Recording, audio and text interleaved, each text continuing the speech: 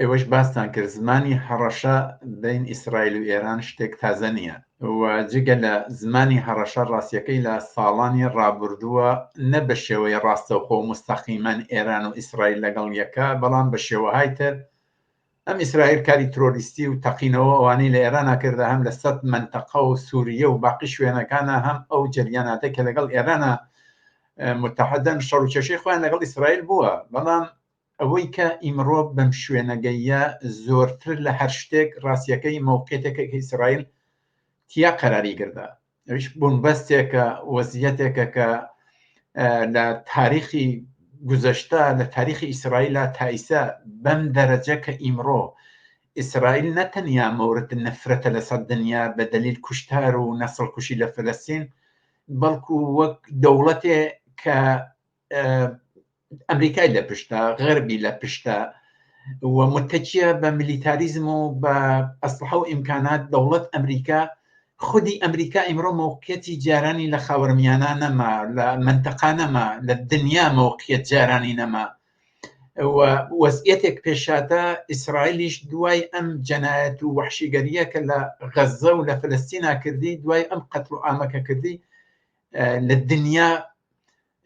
دنیا عەلەی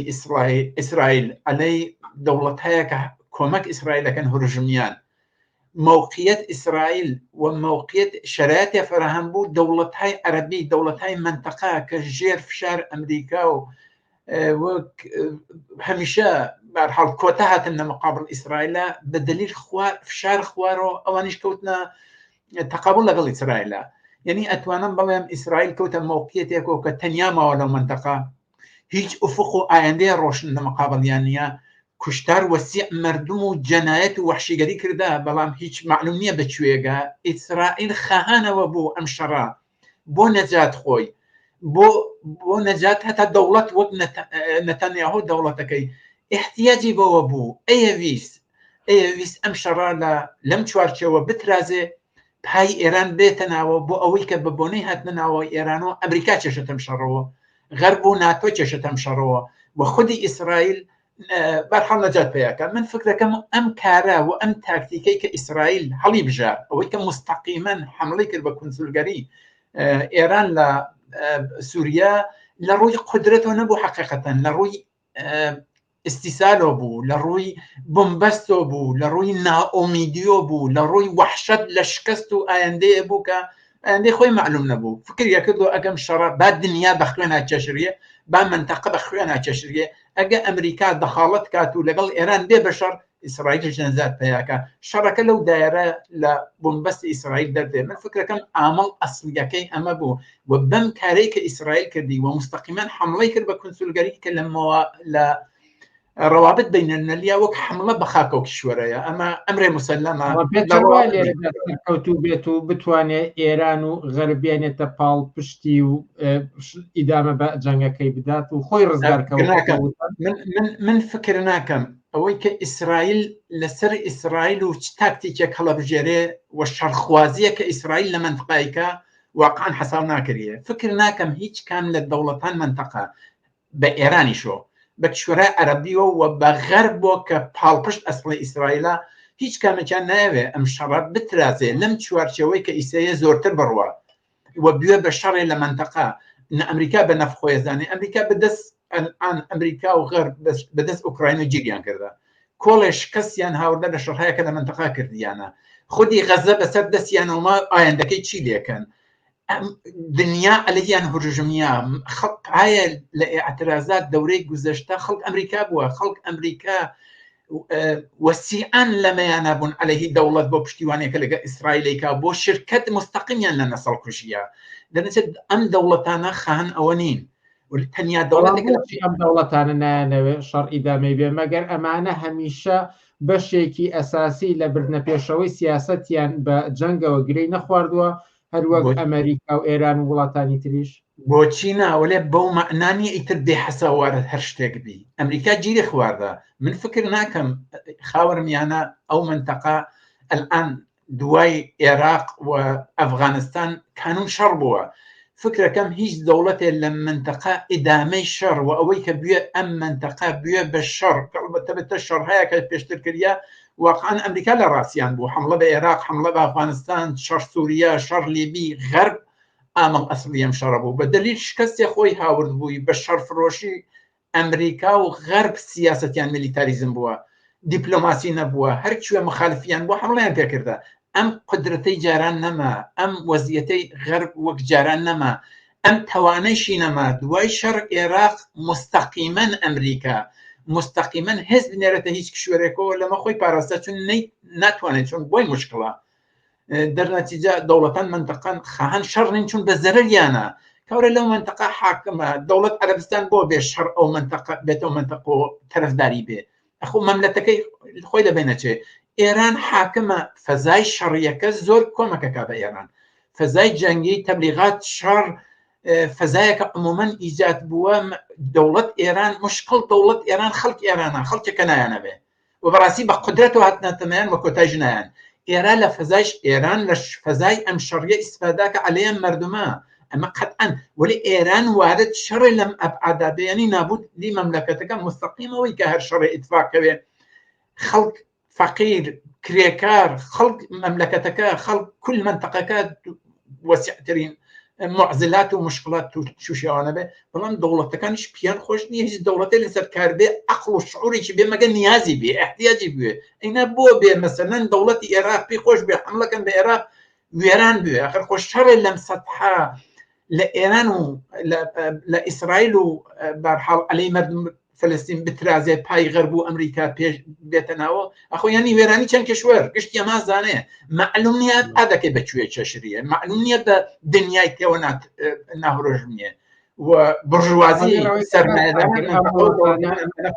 نانەوێت جەنگەکە ئیدامەی بێت. بەڵام باز لەوە دەکرێت کە ئیسرائیل بڕیاری داوە تۆڵە دەکاتەوە لەم هێرشەی کە ئێران کردوێتی. پێتان وایە ئیسرائیل چی دەکات و بەکوێ دەگات؟ من فکرەکەمەوە یەکشت مسلەمە، ئەویشەوەی کە حمڵەی ئێران کەوتە مەوقعیەتێک و مەجبور بوو جوابێ باتەوە بە ئیسرائیل و جوابێکی داوە بە ئیسرائیل و ئەم جوابەی بێتەسیر بەڕاستی نەبوو. قدرەت خۆی نیشاندا ئیسرائیل من دەسەڵاستین پێ هەیە، عەلا ڕەغمی ئەوەی کە ێژن گونبەد ئاهەنین و هیچ عبور شتێکی تیاناکە، ئینگلیس و فەڕەنسە و ئەمریکا لە پشتی بوون و لێ باوەسفە لێمدا ئەم تەبلیغاتەی لەسەرەکە ئێژێ تۆ من دەستم پێ دەگا. ئەمە بۆ ئێران مهم بوو کە ئەگەر من بمەوێ لەگەڵ ئیسرائیللا شەڕکەم، ئیسرائیل لە بەردەم منایە. بەڵام بەتەور واقعیەکەی ئەمە تەوافقێ بوو لە عین حاڵە. ئێران تادی دەکروتی ئەمریکا ئەگەر دەخاڵەتەکان پایگاکانی لە منتەقە لێ ئام و تەوافقێکیان کرد. حقیقەتی ئەوەیە ئەمریکا ئەوە ئیمڕۆ هەمویان باسیەکەن، ئێران باسیەکە، ئەمریکاش باسیەکە. ئیتلاع دریاو پێیان ئەمریکا ئێران لە مەحدودەیەکە بەدەلیل تعرض مستەقیم ئیسرائیل بە کنسولگەری ئێران و کوشتن تعدادە لە ڕوئەسا و فەرماندەهانیان متقابڵەن مەجبورە جواب باتەوە. تەلاشی کرد لە ڕێی دیپلۆماسی و حەل بێت، چوە سازمان ملەلەوە، بەڵکو سازمان ملەل ئیسرائیل محکومکە بەشکەم فەزایە عەلەی ئیسرائیل جێبەجێکە. بەڵام ئەمریکا و فەڕەنسا و ئینگلیس و شتە موافقەتیان نەکرد و ئەمەی بۆ نەچووە پێشەوە، فشار دیپلۆماسیەکەی بۆ نەچووە پێشەوە کە سازمان ملەل ئیسرائیل تحت فشاردانێت و محکومکە حملە بە کنسولگەریەکەی. بۆیە هاتە پای ئەوەی کە مستەقیمەن حمڵەی کرد و مەجبور بوو ئەم کارەکە بە دەرەجەیەک، یعنی وانە بوو انتخابی ئەمە بێ، یا بووە سەری شۆڕ کردایەتەوە یا بووە لە خەرە دفاعی لە خۆی کردایە. وەلی ئەم دفاع بە تەوافق لەگەڵ ئەمریکا بوو. ئەو جۆرەی کە معلومە ئەمریکاش بە دەلیلەوەی کە بە نەفع خۆی نازانێ و وارد شەڕێتر بێ، فکرەکاتەوە قدرەت ئەوەی نییە لە کنترۆل کەس معلوم نییە لە کنترۆل کەسا بمێنێتەوە. ئێعلامی کردە بە ئیسرائیل، ئێعلامی کردە ئەگەر تۆ حمڵەی مستەقیم کەی بە ئێران من دفاعی لێ ناکەم، ئەگە ئێران حمڵەت پێکا من لە پشتم. ئەو کارێکە لە موشکباران ئێران بۆ سەر ئەمریکا، خۆ ئەمریکا کردی، فەڕەنسا و ئینگلیستانیش کردیان، ئوردنش کردی. و ئەمە موقعیت ئیسرائیل خراپەکە. ئیسرائیل بە تەنیا بێ ئەوەی کە ئەمریکا لە پشتی بێ، خب ئەم دەورەش نیشان دریا ئەم گشتەشتە لەسەر ئیسرائیل ئەوتریا خب بڕێ لەمانە شکا، بڕێکی حەماس شکانی لە 7 ئۆکتۆبرە، بڕێکی ئێران شکانی ئەم ذهنیەتە لە ئیسرائیل و قدرەت دەست نەیافتنی ئیسرائیل. دەرنەتیجە فکرەکەم بۆ ئیسرائیل سەختە، وتم لەسەری حەساو ناکردێ. ئەوەی کە معلومە وا بە نەزەرەکە تەوافقێ بازم ئەنجامی گرت بێ. ظاهرا ئمڕۆ لە ناو دەوڵەتەکانە ئەمریکا باسیەکە، ئاڵمان باسیەکە، خودی ئێران معلومە میدیاکان باسیەکەن کە ئیسرائیل ممکنە حملەکە بە شوێن هەیە لە ئێرانە لە سووریا. ئێران هەر ئیستا دەستی کردە بە گۆزانەوەی مقامات نظامی و شخصیەتای ئەسڵی لە سووریا بۆەوەی کە ئەگە حملەیە بە مقڕاتی ئێران بەو شوێنانەی کە بەدەست ئێرانەوەیە لە سووریا، ئێرانی تیا مستەقڕە ئیسرائیل بیکە بە ناو جووا و بە موشکباران ئێران، خب لە تەماتە جدی نەکە. هەر ئەو کارێک کە کاتی خۆی ئەمریکا کردی لە مقابل ئێرانە وەختێکە بەرحاڵ یەکێ لە پایگاهەکان ئێران ئەمریکا لە عێراقا ئێران لیدا کاتی خۆی وەختی سلێمانیان ترۆر کرد لە عێراقا، ئەو کارە زائرن ئیتفاق معلومە خەریکە ئیتفاقکەوێ. ئێران ئیعلامەکە و معلومە بەر لەوەی حملەکە بە ئەمریکا ئیتلاعی دابوو، دەوڵەت‌های منتەقەیەژە ئیتلاعمدا هیچ کامێکیان ناشن وانە واقعاً جار ئەمەی ئیسش بە نەزەرەکە لە چوارچێوەیەکە نەمستەقیمەن بە ئێران ئیسرائیل لە شوێنەکە جوارێک باتەوە و ئەم ئێحساسەی کە تەواو ئیسرائیل موشکباران کردێ خۆی ژێنەوە 90% گردە کارم بەسەر ئەمەوە نیە تەبلیغات کامیان ڕاستە، ولی ئەم بارە لەسەر خوشان خۆی لانێ کە بێژێ حەقێکم کردێتەوە. ظاهرا وا بە نەزەرگا کە تەوافق کردیا ئێرانجی ئالامی کردەگە مستەقیمان بە ئێران حملە کردێ قەتعەن جواویاتەوە، ولی لەسەر ئیسرائیل تا بە شێوەیە گاتووە. بەڵام ئەکرێت مەترسی ئەوەی کە ئەم ناوچەیە بەرەو جەنگێکی فراوانتر بڕوات بە مەترسیەکی واقعی ئەبینن ئێوە؟ من فکرەکەمەوە دنیای ئیمڕۆ و دەوڵەتایە لەم منتەقان و شەرخوازیە کە ئیسرائیل لە کل منتەقە فکرەکەمەوە تەنیا دەوڵەتێکە خەهان شەڕە، تەنیا دەوڵەتێک خەهان شەڕە، بەڵام منتەقە پڕە لە ئەسلحە، پڕە لە نیروهای غیرە مەسئول، پڕە لە نیروهای نیابەتی لە ئەمریکا و ئێران و تاک شوێرەکان ترەوە. هیچ تەزمینە ڕاستیەکەی موجود نییە، هیچ کەس ناتوانێت بێژە من تەزمین یەکەم چون خەڵک خەهان خەڵک بۆخشە، چون دەوڵەتەکان نانەوێت شەڕ چێشلیە شەڕێک گەورە تەحمێل کردیە بە منتەقە حتمما شەڕ ناکردیە، ئەمە ناکرێت تەزمین کردێ. بەڵام فکر ناکەم لە ئەبعاد وەسیعە کەسێک چێتە پایان شەڕە. تەنیا نیرویە کە ئارزوویە ماکە ئیسرائیلە، ئەویش بۆی مشکل بووە جیالە ذهنیت دنیا، مخالفت دنیا، فشار ئەمریکا، فشار دەوڵەتەکان تر، توانایی خودی ئیسرائیل بە تەنیا ئەگە ئەمریکا لە پشتی نەبێ لەم سەدحانیە کە ئەم شەڕە وەسیعە بیەوێ بخاتەڕێ، ئەو ئەی خستەڕێ بۆەوەی کە غەربی پێوە تێکەڵکە بێ بە پەدیدەیەتر خۆی نەجات پێیاکە لە سەر فشار دنیا عەلەی خۆی بە دەلیل نەسڵکوشی لە فەلەستینە نەجاتی بوێ، لە بحران حکوومەتی ناوخۆی نەجاتی بوێ. دەیخۆ ئەگە ئەمریکا ئەم کاری لەگەڵ نەکە ئەمە سەختە، مەگە خودکوشیکە. فکر ناکەم وارد ئەمە بێ، فکرەکەمەوە زەرەرە، فکرەکەمە بەلاخەرەش محاسبەکە کە ئەحساسکە هیچکە لە پشتی نییە مستەقیمەن دەخاڵت ناکەن. خۆ دنیای غەرب لە هەر جنایەتێکی کردە بەڕاستی ئەوان پایەکی بوون، بەڵام فکرەکەمە سەختێکاتەوە. بەڵێ دوای پرسیارم سەبارەت بە ئەو بزوتنەوە ناڕەزایەتیە فراوانی کە لە ئێران بووە و ئێستاش بەردەوامە و بەڵام ئەوەی کە لە پاییزی 2022ەوە دەرکەوت و گەیشتە ئەو حاڵەتەی کە جمهوری ئیسلامی خەریب و هەتاوەکو ئاستی کۆتایی هێنانی قسەی پێ دەکرد. ئەم فەزایی کە ئێستا خوڵقاوە و ئەم دەخالەتەی ئیسرائیل چی لەم بزوتنەوە ناڕەزایەتیە جەماوەری ئێران کردووە؟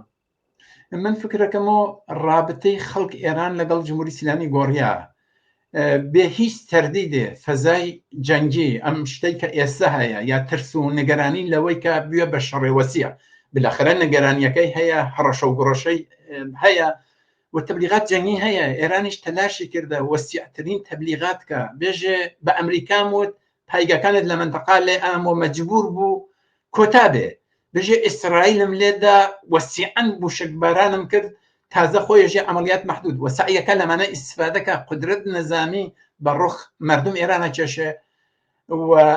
ترس و وحشت ئیجادکە. هەر ئێستا تعرضی بۆ سەر ژنان لە جامعەی ئێرانە زیا کردە، ولی فکر ناکەم ئەم دەورە موقعیت ئێران و رابطەی خەڵک ئێران لەگەڵ جمهوری ئیسلامیە وەک دەورەی شەڕ ئێران و عێراق نییە کە بتوانێت خەفەیکە جامعەکە خەفەکە خەڵک بگەڕێنێتەوە ماڵیان. بەڕاستی فکرەکەم ئەمە گۆڕیا خەڵک ئەو ئاعتماد بە نەفسە خەڵک ئێران هەیەە و ئەو موقعیتە کە جمهوری ئیسلامی لە مقابل خەڵکە تەزعیف بووە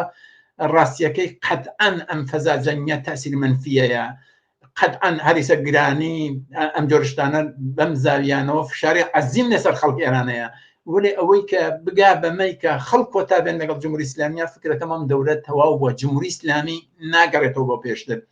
و خەڵکی ئێرانیش ناگەڕنەوە بۆ پێشتر و بەڕاستی مەقدور نییە ئەلاڕەم ئەگەر شەڕێکی گەورە لە منتەقا بێوەختە هیچ شتێک ناتوانێت تەزمین کردێ. بەڕاستی ئەگەر چوار بۆمبەن بەسەر ئێرانە و منتەقە بوێ بە ئاگەر و دوو بێ بە لیبی و سووریە کل منتەقەکە وای لێبێ، خب هیچ تەزمینی هیچێک ناکرێت. تەبیعەتەن ممکنە خەڵک دەها ساڵ لە منتەقا بەرنەدواوە، ولی غێر لەوە فکرەکەمەوە رابطەی خەڵکی ئێران و جمهوری ئیسلامی گەیە بە جێگەی خەڵک سەر ناکە و جمهوری ئیسلامیش ئەزانەیە مشکل ئەسڵی ئێران ڕاستیەکە ئیسرائیل نییە، مشکل ئەسڵی ئێران خەڵک ئێرانە و بە زلت هاتە لە دەستی. ڕاستە شهری وەری 1401 خەڵکات نەخیابان وەسی ئەنەم ئەبعادە دەوڵەتیان نەڕوخان. فکرەکەمەوە ئامادەجێ نەبوو دەوڵەت بڕوخێ، خەڵک لەو مۆقیەتانە بوو دەوڵەت بڕوخێ هێشتا. بەڵام پا بە پا لە 10 ساڵی گوزەشتە لە 3 شۆڕشە 96 و ئابان 98 و شهریوەر 1401 ئەم اتفاقانە پێشاتە هەر جار خەڵک وەسیعتر قەویتر هەتا سازماندراوتر و بە ئامادەجی زۆرترەوە لەگەڵ جمهوری ئیسلامیە تەرەف بوون و موقعیت جمهوری ئیسلامیان بەرەو نابودی زۆرتر بدا. فکرەکەم ئیسە تەوازنە ئیجاد بووە کەس جوواو بە جمهوری ئیسلامی ناتۆ بەڕاستی هەر تەعەڕوزێکە خەڵکە و نەیعتماد بە نەفسی پێیاکەدا حاضر نییە و ئەویش مەجبورە عەقب نشینیهایەکی پێت عەمەل کردیا، مەجبورە لە زۆر شوێن کۆتا بێ، ئەوە خۆی خەریکە تەنزیمەکە لەگەڵ خەڵکی ئێرانە و ڕێگەی تری بۆ نەماتەوە.